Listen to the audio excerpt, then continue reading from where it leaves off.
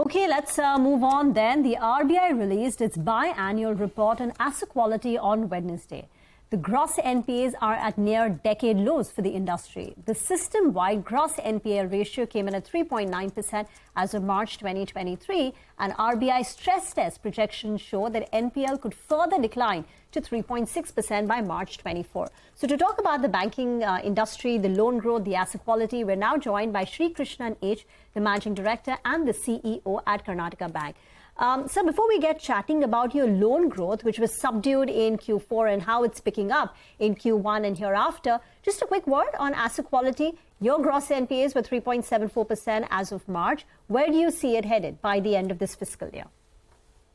Good morning, and thank you for having me on this show.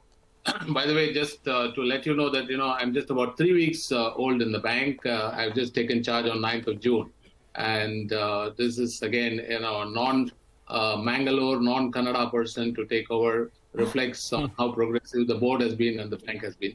So just to kind of, it's not a disclaimer, but I just want to let you know that, we do have our results coming up, which is the Q1 results, same time next month when I'll be, happy to be on the show to talk about the results. But in a short, kind of an answer to what you asked, yes, the loan growth and the whole bank has been more traditional, and it has been subdued in terms of the growth compared to the market, and which is why there is a new management team that has been put in place. There is an executive director who's also new to the bank, and there is a whole lot of work that we are planning to do on repositioning and creating a new perception about Karnataka Bank to move away from a regional story to a national pan-India level story. If that gives you a sense of what we're doing. Yeah, Mr. Srikrishnan, congratulations on taking over, and good morning. Prashant here. Could you then, because results are coming up and naturally you can't talk very short term, but talking slightly longer term smoothens sort of solves that problem. What's the vision, sir, for Karnataka Bank under you? In terms of, if you can just give us the big numbers that you want to get to. So good question. So let me just tell you what we want to do. This is actually the 100th year of the bank. And as I walked in, we are actually having centenary celebration. So we want to do two things. One is that on the 100th year, we want to have a 100th year startup of the bank, which will be the new bank, more digital, more focused on certain segments, which primarily would be MSME and retail driven.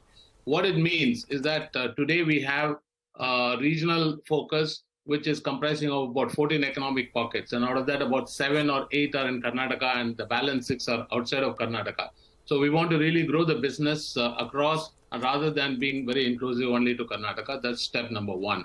Step number two is to enhance the digital delivery and also a digital acquisition, which is a very big thing. So there is a sector focus.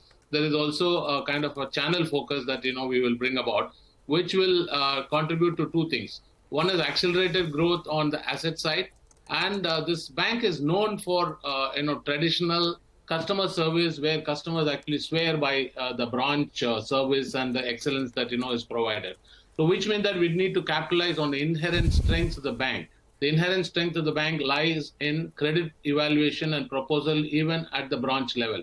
So which means that a lot of automation and a lot of digitization that we can do to kind of enhance the bandwidth, as a result, enhance the volumes, and the asset growth and the CASA growth is something that, which will be a byproduct of all the efforts. So there is going to be the cash cow, which is the traditional bank running as it is. We are in the process of setting up a digital factory and analytic factory in Bangalore. And this would consolidate all of the tech operations, delivery, digital analytics, all put together. The bank would be far more outward looking compared to what it has been for the past 100 years. And while we celebrate our centenary, we'd also be kind of creating a startup and a complete sales culture, in the bank. All right. Good morning, sir. You must be fresh in your role out here, but you have 4 decades of experience across the banking vertical. So, it'll be interesting to see delivery from here on. Give us a couple of numbers, though, if you could do that. You've clearly told us you want to expand geographically, and digital will be a focus as well for y'all. But I think the advance book is close to around 60,000 crores odd. How do you see this number growing? If you have a target, say, in the next few years, where do you see this advance number move to? Point number one. And also in the near term, that's for FY24, what kind of targets are you all working with, both on the loan book as well as on the NIMs, which were quite elevated for your low growth that you delivered in the past quarter? Yeah. So two things. One is that, the asset growth, because of this effort that, we've just embarked upon, we would believe that, between MSME, retail, and a whole lot of other gold and agri loans, and that's one thing that I didn't talk about, because the bank has also got lots of strength on the agri. We have over 100 AFOs in the market. And this basically would result in anywhere in the next 3 years crossing the 100,000 crore mark, which is for sure. That is one. And that's a very, healthy gain. The second is that we need to be supported with some very good metrics on the liability side. And because of which, the healthy NIM, which it is, to sustain this at the same level is something that, we need to focus on. And over the last 2-3 quarters, I think, there is a significant improvement in the NIM. And we need to kind of at least maintain it at the same level.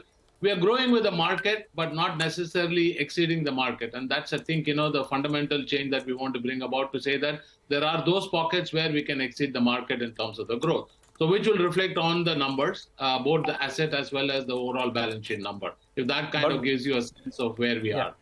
No, but the NIMs, could you, just the final question before we let you go, the NIMs margin, I mean, the guidance, if you could give us a broad band, last reported number is around 3.87%.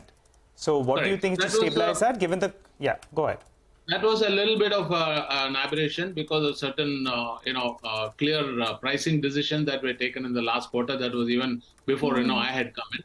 But on a steady state basis, we would, think that, the NIM would settle between anywhere, because, as you're aware, the cost of deposits is always a challenge. And, that is something which is going to be, putting an impact on not only us, but all the banks. And so anywhere, a healthy 3.5 to 3.7 is what we would want to maintain. And I think we are quite confident on that. We'll have to leave it there. Thank you very much for joining in. Wish you all the very best, in Karnataka Bank's century innings of 2.0. And we'll get chatting when you report your Q1 numbers. We'll slip into a break on that note. On the other side, we'll come back and talk technicals. Mitesh Thakkar will join in.